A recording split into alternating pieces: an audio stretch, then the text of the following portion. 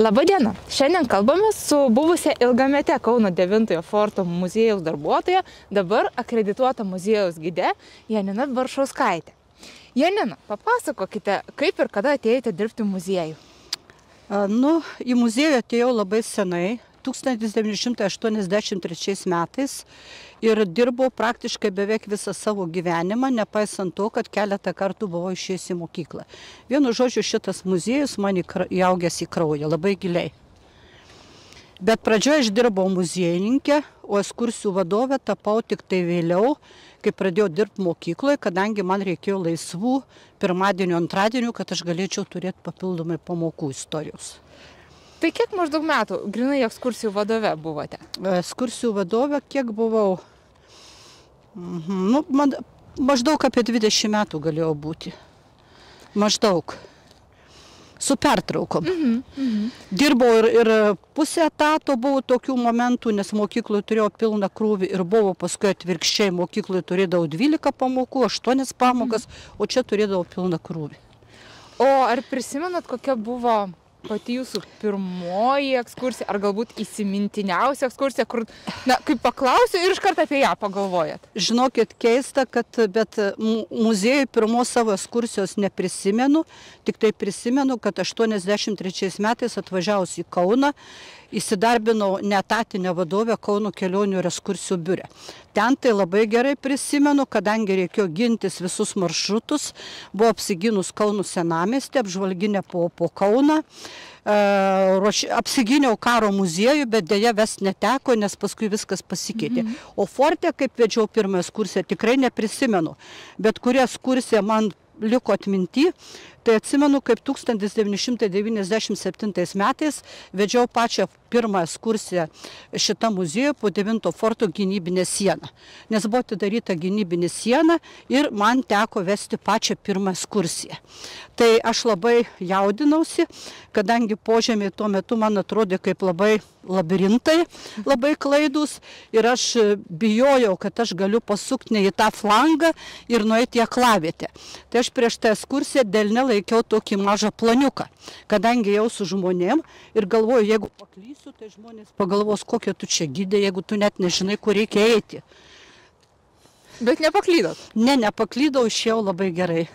O tuomet daug buvo ekskursijų po požemius, kai jie atsidarė? Žinokit, kai atsidarė, tai buvo nepaprastai daug, nes požemius vadino daugiau kaip požemės, bet ne gynybinė siena. Ir tas magiškas žodis požemiai tuo metu visus žmonės labai traukė. Ir žmonėm tiesiog kai kuriem būdavo gyvybės mirties klausimas patekti į požemius. Ir yra tai buvę, kad, pavyzdžiui, kai muziejus dirbdavo iki 6, tai, pavyzdžiui, paskutinė ekskursija tekdavo ves net be 26. Nes žmonės mirtinai norėjo patekti. Bet aišku, tos ekskursijos tada nebuvo tokios, kaip mes vedam dabar. Visų pirma, skiriasi laiko trukmė, ta ekskursija trukdavo 20-25 minutės. Mes neturėjom tiek informacijos apie gynybinę sieną, daug mažiau pasakodom, bet žmonėm vis tiek labai patiko. O gal pamenat, kiek per dieną tuo metu jums tekdavo į gynybinę sieną eiti ir kiek ekskursijų vesti? Žinokit, nerealiai, jūs nepatikėsit. Eidavau po 7 kartus. Pačioj pradžioje mūsų gidų mes buvom tik tai 3, tai įsivaizduokit, kaip mums reikėdavo suktis. Tu išeini, pavyzdžiui, iš forto ir kiemelį tave pasitinka eksponatų saugotojas, sako, tavęs jau laukia. Ir tu imi kitą ekskursiją. Ir praktiškai sukiesi kaip voverė rate. Buvo labai sunku. Išgyvent padėjo lampėdžių karjeras, galima sakyti. Kai parvažiuodavau namo, aš tuo metu gyvenau Raudondvario plente, tai aš eidavau vakare 2 kartus plaukiot, maudytis. Tai plaukiant atsipalaiduodavau visi kūno raumenys, pailsėdavau truputį galva ir viskas būdavo gerai. Bet kitą dieną vėl būdavo, sakyčiau, gana sunku vesti, nes būdavo tas pats. Buvo tokia savotiška netgi rutina. Žmonėm tai, aišku, labai patiko, visi labai veržėsi, tai buvo labai populiarus maršrutas, galima sakyti pats populiariausias netgi, nes visiems buvo labai įdomu. O jum pačiai, kuris iš maršrutų pats įdomiausias ar kokį labiausiai patikdavo vesti? Nu, žiūrint dabar iš šių dienų, tai man labiausiai vis dėlto patikdavo vesti apžvalginę ekskursiją. Tai buvo pats geriausias maršrutas, skaitau pats įdomiausias, nes žmonės praktiškai sužino įvairius forto istorijos laikotarpius. Gynybinė siena įdomu, bet įdomu apžvalginė.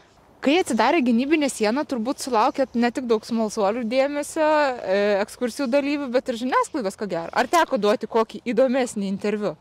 Tikrai taip, nes viena iš pirmųjų popiečių į muziejų atvyko LNK televizija. Ir jiem buvo labai įdomu pavaikščiot po 9 forto gynybinę sieną. Aišku, ekskursiją vedžiau jiem, aš, ir mes jau į dienos pabaigą baigėme eiti maršrutą, aš ateinu prie pabėgimo durų, viskas užrakinta. Tada einu prie grotų pabėgimo, tuo metu, man atrodo, spynų iš vis ten nebuvo, ten buvo grotos tiesiog uždėtos. Viskas, mes papuolę į spastus. Stovim prie grotų, žiūrim per jas. LNK televizijos žmonės man sako, mums už neužilgo reikia išėti į eterį. Kas dabar bus, aš irgi galvoju, kas dabar bus, mes tuo metu turbūt mes mobilių telefonų neturėjom. Ir staiga aš pamatau tokią porelę, einančią per pievelę, ir aš tada pradedu šaukt, kad noriu iš jūsų, kad pagalbos, gal galit padėti. Mes esam užrakinti, gal galit nueiti į administracijos pastatą pas muziejaus sargę ir paprašyti, kad jinai ateitų ir išleistų mus iš požemių. Aišku, aš jaunimui pažadu kai ką, pažadu, kad ateisit rytoj ekskursiją, aš jums nemokamai pati pravesiu puikią ekskursiją po 9 forto gynybinę sieną. Porelė pasirodė labai padori ir tvarkinga, jie nuėjo surado sargę ir sargė atėjo, mūsų už kokių 15 minučių išleido. Tai va toks buvo nuotykis su žiniasklaida. Toksai. Paskui kitą dieną, žinau, aš mačiau per televiziją. Ir save, ir gynybinę sieną. Koks jausmas visai smagus. Mane sustojime pradėjo atpažinti kai kurie žmonės mieste po to filmavimo. O čia buvo pirmas apskritai jūsų? Čia vienos iš pirmųjų buvo. Vienos iš pirmųjų, taip. Dirbote muziejuje tuo metu, kai buvo statomos memorialinis kompleksas. Ką prisimenat iš to laiko? Prisimenu nelabai daug ką, nes tuo metu buvau muziejininkė ir mes tuo metu daugiau sėdėdom kabinetuose arba aš važinėdavau į komandiruotės, kurių metu rinkdavau muziejų eksponatus. Ir mes kažkaip muziejininkai paprasti, asmeniškai aš, nelabai statybom domėdavomės, tik tai matydom, kad kažkas tai vyksta, kažkas tai stato. Statybom labiausiai rūpinosi muziejaus direktorius Albinas Balčiūnas ir ūkio skyriaus darbuotojai, dažniausiai rūpinosi. Statybos vyko nuo 1976 iki 1984 metų. 1984 metais, birželio 15 dieną, įvyko iškilmingas memorialinio komplekso atidarymas. Tada buvo didžiulis šventė, buvo daugybė žmonių dalyvavo, aišku, dalyvavo memorialinio komplekso autoriai, dalyvavo Vytautas Vielius, Gediminas Baravykas, pagal kurių projektą buvo pastatytas 9 forto muziejaus pastatas, taip pat dalyvavo Alfonsas Vincentas Ambraziūnas, pagal kurio projektą buvo sukurtas monumentas žuvusių atminimui. O jums pačiai teko dalyvauti? Man pačiai išėjo labai įdomiai, kadangi pradžia pati buvo memorialiniam muziejaus pastate. Ten buvo ekspozicija, sovietinė Lietuvos istorija buvo rodoma. Aš ten kažkaip per daug turbūt vaikščiau apie eksponatus, per daug tekstų skaičiau ir kažkaip su visais žmonėm truputį ten nusilikau.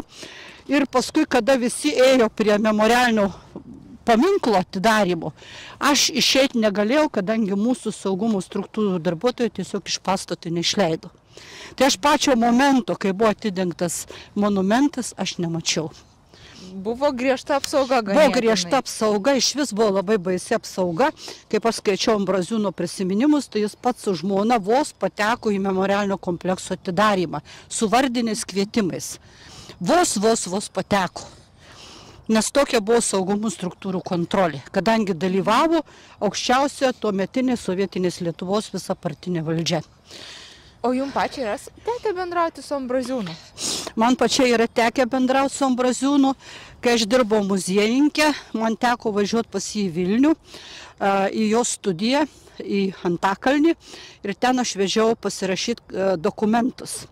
Tai man paliko labai didelį įspūdį, turbūt visam gyvenimui, nes Ambraziūnas man pasirodė kaip tikras meno žmogus, apsirengęs tamsiais rūbais, tuo metu paauginti ilgi plaukai, kurie tuo metu buvo labai madoj. Nu ir jis mane tada pavaišino labai skania kava, kuri man atrodė tarsi truputį su cemento prieskoniu. Man toks įspūdis buvo. Tai aš visą laiką tą momentą prisiminsiu. Ko gero galėtumėm sakyti, kad memorialinio komplekso akcentas yra už mūsų nugarų esantis monumentas. Kas jums pačiai žinoma galbūt apie jo statybas, apie tos niuansus, kurie plačiai visuomeniai nėra taip gerai žinomi? Na, aš žinau apie statybas labai nemažai. Ir tą, ką aš šneku kiekvieną kartą ekskursiją, aš kartot nelabai norėčiau, bet noriu pasakyti truputį tokių įdomesnių forto monumento statybos momentų. Aplamai šitas monumentas galėjo būti nepastatytas. Ir pasakysiu todėl. Kodėl? Todėl, kad po Brežnevo mirties Sovietų Sąjungoje į valdžią atėjo labai nusenę sekretoriai partiniai, labai silpnos sveikatos. Jie ilgai nevadovaudavo, vienas po kito pradėdavo mirt. Laidotuvės būdavo labai brangios, reikalaudavo labai didelių piniginių išteklių. Ir tuometinis TSKP partijos sekretorius Sovietų Sąjungos Jurijus Andropovas buvo išleidęs netgi tokį įsaką, kad sustabdyti bet kokių monumentų statybą visoje Sovietų Sąjungai. Tai šitas paminklas taip pat galėjo būti nepastatytas, tačiau tuometinės sovietinės Lietuvos valdžios dėka, jos pažinčių dėka, ledai buvo pralaužti, jie nuvažiavo į Maskvą ir pramušė pinigus monumento statybai. Tai paminklas buvo statomas ir dar buvo tuo metu Sovietų Sąjungai labai sunkus laikotarpis, kadangi Sovietų Sąjunga įsitraukė į karinę invaziją Afganistane, kas taip pat pareikalavo labai daug lėšų.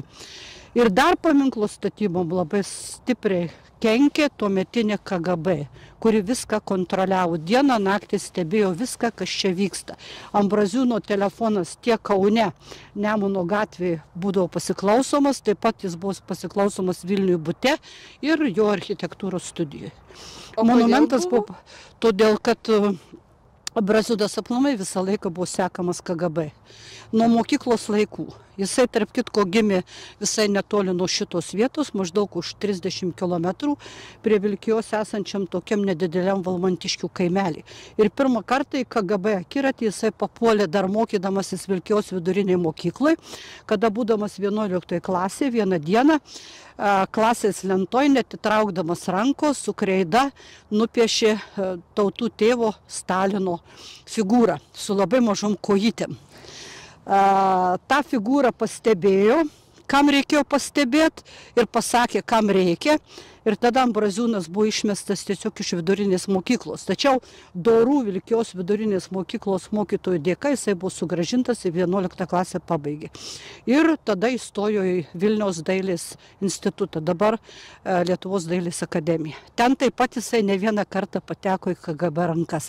Ir jį visą laiką sekė KGB. Kadangi tai buvo meno žmogus, turintis visokiausių minčių, visokiausių idėjų, mąstantis truputį kitaip negu mąstė dauguma, ir už tai jis visą laiką buvo po padidinamu stiklu. Netrukus po memorialinio komplekso atidarymo keitėsi santvarkos, Lietuva atkūrė nepriklausomybę. O kaip keitėsi muziejus ir jo darbuotojai, kokie pokyčiai čia vyko, kaip ekspozicijos pačios keitėsi? 88-89 metais, jau galima sakyti 87 netgi, Lietuvoje prasidėjo tautinis atgimimas. 88 metais birželio 3 Vilniuje susikūrė Lietuvos persitvarkymo sąjūdžio grupė, kuri greitai išplito visoje Lietuvoje. Ir muziejus galėjo atsisakyti sovietinės istorijos interpretacijų, visos sovietinės istorijos ir pradėti kurti ir rodyti visuomenę tikrą Lietuvos istoriją. Ir tokiu būdu buvo pradėta pastate muziejaus rodyti okupuotos Lietuvos ekspoziciją. Tai buvo labai sunku, be galo sunku, kadangi visų pirma trūko labai eksponatų ir daugeliui reikėjo sužinoti tikrąją Lietuvos, okupuotos Lietuvos istoriją. Aš tuo metu dirbau muziejininkė ir man teko tuo metu vėl labai daug važinėti po visą Lietuvą ir rinkti medžiagą naujai ekspozicijai, važinėti per Sibiro tremtinius, politinius kalinius. Iš pradžių buvo gana nelengva, kadangi kai kurie tremtiniai ir politiniai kaliniai nelabai norėdavo kalbėti, kažkaip tai nepasitikėdavo iš karto. Tai aš pasakydavau, kad aš esu nuo Sąjūdžio, dabar atėjau iš Sąjūdžio būstinės, gavau jūsų adresus ir tada visi reikalai pasikeisdavo. Tada žmonės labai geranoriškai pasakodavo tai, ką jie patyrė ir dalindavosi savo asmeniniais daiktais, fotografijom, duodavo tiesiog muziejui. Ir man tuo metu teko važinėti praktiškai po visą Lietuvą. Važinėjau į vairius miestus, ir į Vilnių, ir į Jurbarką, ir į Šakius, ir į Prienus, ir į Birštoną. Visur praktiškai, net į Rokiškį, į Šilutę važiuodavau pas tremtinius ir politkalinius, kadangi muziejui labai reikėjo daug eksponatų. Pačioj pradžioj. Ar iš tų vizitų įsiminė kuris nors eksponatas, kurį parvežėte į muziejų? Tuo metu buvo galima gauti ne tik tai fotonuotraukų iš viso buvo galima gauti labai daug, bet buvo galima gauti daug daiktinių eksponatų. Ir aš esu muziejui parvežus daug įdomių eksponatų, kuriuos galbūt parodys, kai atidarys šitą pastatą ekspozicijai. Galbūt.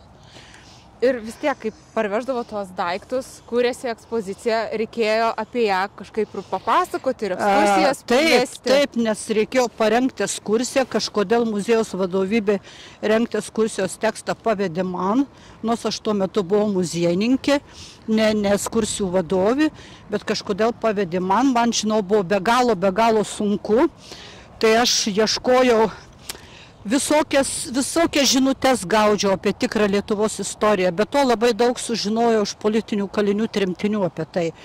Ir nauja ekspozicija tekstą aš parašiau. Ir man tuo metu teko Kauno kelionių ekskursijų biurui pravesti parodomą ekskursiją. Ekskursija pavyko, vedžiau ne 2 kartus, nes visi kelionių ekskursijų biuro gidai norėjo ją išgirsti ir pamatyti. Tai o kokios buvo tuo metu apsilankiusių žmonių reakcijos? Reakcijos buvo labai įvairios, kadangi dar tuo metu dar Lietuva net kūrus nepriklausomybės, tai važiavo į Lietuvą iš visos Sovietų Sąjungos tuometinės ir Kauno kelionių ekskursijų biuras taip pat priimdavo turistus iš įvairių Sovietų Sąjungos regionų, iš įvairių vietų. Tai ne visi, pavyzdžiui, turistai iš Sovietų Sąjungos į tą naują ekspoziciją žiūrėjo geranoriškai. Man pačiai nepavyko su tokiu nemaloniu momentu susidurti. Tačiau kai kurios kelionių ekskursijų biuro gidus tuo metu, kiek aš atsimenu, išvadino fašistais ir netgi stumdė į sieną. Ir šaukė jūs fašistai. Ne visi geranoriškai priėmė, žinokit.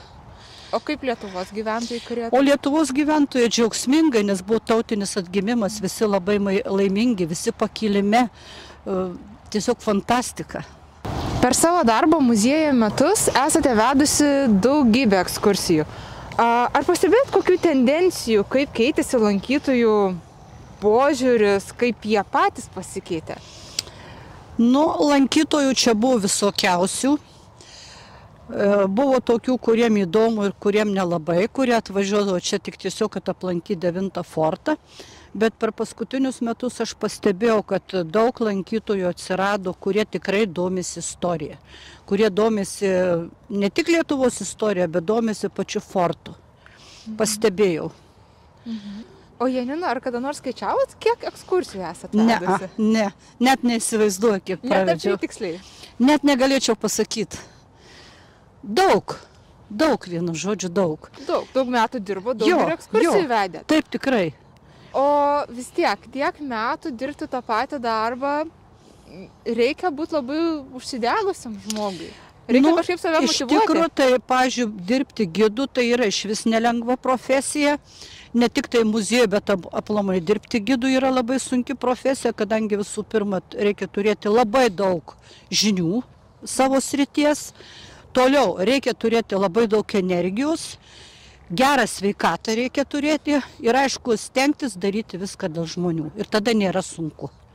Kada savo pasakai, kad aš padarysiu jums viską, ką jūs norit, tada būna tiesiog savaime gaunasi viskas paprasta. O jeigu reikėtų išskirti vieną bruožą, kurį turėtų turėti geras gidas arba gidė, koks tas bruožas būtų? Kaip sakiau, reikia turėti labai daug žinių. Ir, pavyzdžiui, aš čia nieko nebijojau, kadangi aš daug metų dirbau mokykloj, tai aš galėdavau atsakinėti klausimus liečiančius ne tik tai 9 forto tematiką, bet galėdavau kalbėti ir apie Kauno atsiradimą, ir apie kunigaikščius, ir apie ką tik nori. Ir kaip Lietuva atsidūrė Rusijos imperijos sudėty, tai žmonės net kartais įsižiodavo, iš kur tu tiek visko žinai. Tai aš kartais jiem apraminti pasakydavau, nesistebėkit, kadangi aš apie 20 mokyklų dirbau istorijos mokytoja. Apie 20 metų. Mokytojo ir gido darbas kažkiek ir panašu. Kažkuo tai panašu, žinokit, kažkuo. Bet ir turi kažkokį, kai aš dirbdavau gidę, tai man žmonės kartais pasakydavo, jūs turbūt dirbot kažkur mokykloj, nes tas mokytojo stilius truputį jausdavosi, suprantat? Taip. Va. Ir vis tiek galvojant apie Kauno 9 forto muziejų ir jo temas, nėra lengvos temos. Nėra sunkios. Visais požiūriais nelengvos. Nelengvos emocinė prasme, kadangi kiekvieną dieną reikėdavo kalbėti apie žudynės, ypatingai žiauru vesti moralinę prasme, vesti holokaustą Lietuvoje, ypatingai sunki tema. Ir aplamai. O kaip jūs atlaikydavo? Aš sakau, mano mėgstamiausia tema tai buvo apžvalginė. Kadangi aš vesdavau ir tvirtovę, kalėjimą ir holokaustą kažkaip taip pat, pravesdavau. Bet vieną holokaustą, jeigu aš gaudavau vest, tai man būdavo morališkai labai labai sunku. Ir lankytojams, jeigu jie rimtai domėdavosi tą temą, tai jiem taip pat būdavo emocinė prasme labai sunku, nes aš pastebėdavau, kaip po ekskursijos kai kurie rūkų kažkur tai nuėję. Reiškia, ta tema labai žmonės skaudina. Paveikdavo. Ir labai veikia. Janina, ko palinkėtumėte gidams ir gidams vedantiems ekskursijas tiek muziejuje, tiek už jo ribų? Visų pirma, palinkėčiau labai geros sveikatos, daug energijos, domėtis istorija ir ne tik tai istoriniam žiniom, bet ir visokiam kitokiam, kurių dirbant kartais labai labai prireikia. Ačiū, Janina, jums už šį jaukų pokalbį.